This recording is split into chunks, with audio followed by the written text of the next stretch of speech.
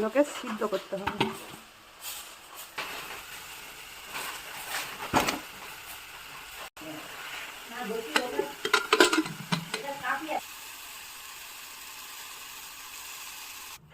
কাঁচকলাগুলো আমার সেদ্ধ হয়ে গেছে, এবার আমি এগুলোকে খোসা ছাড়িয়ে নেবো।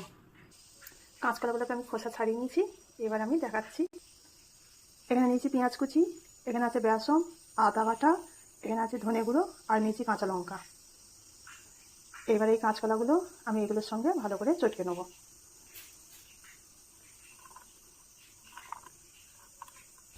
এর মধ্যে এবার আমি দেবো স্বাদ মতো নুন,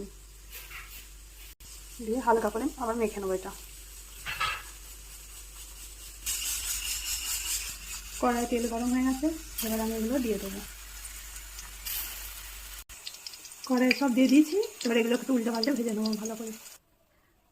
এখানে আছে টমেটো, কাঁচা লঙ্কা, রসুন, আদা, এগুলো সব, পেঁয়াজ, এগুলো সব আমি মিক্সিতে এগুলো আমি বেটে নেবো।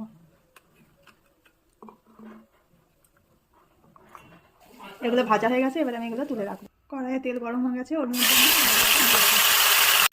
ওর মধ্যে দেবো আমি এখানে ধনে গুঁড়ো, দেবো আমি হলুদ গুঁড়ো, দেবো একটু কাশ্মীরি লঙ্কা গুঁড়ো, লবণ দেবো স্বাদ মতন।